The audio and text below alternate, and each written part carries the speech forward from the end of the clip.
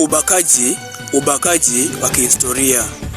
Kuna kijana mmoja wa kiume ameripotiwa kubakwa na binti mmoja mzuri, mrembo, pambo, yani waridi, mwenye mvuto na kiuno chake chembamba na uzuri wake wote. Amemdhulumu dhukuria huyu kwa kumlazimisha afanye tendo bila ridhia ya mtoto huyo wa kiume.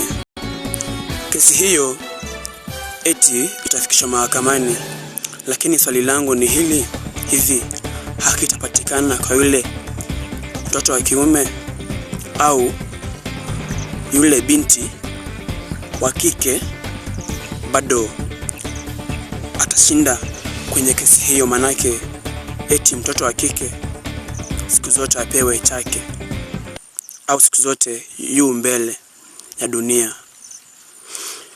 Sijawahi kusikia kesi kama hiyo eti imetokea au imeripotiwa na haki kupatikana, pale ambapo mtoto wa kike kaekwa rumande au katiwa gerezani kwa muda wa miaka 30, 27 au hata miezi miwili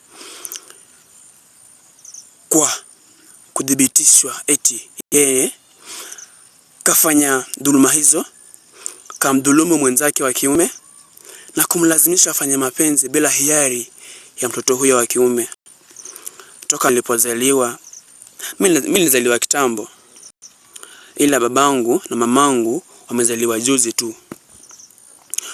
Pia wamenambia eti hawajawahi kushuhudia kwenye mahakama yote hapa nchini Kenya, hata hapa Afrika nzima.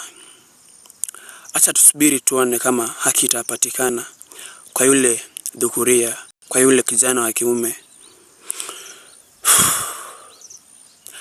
Iwapo haki itapatikana, basi siku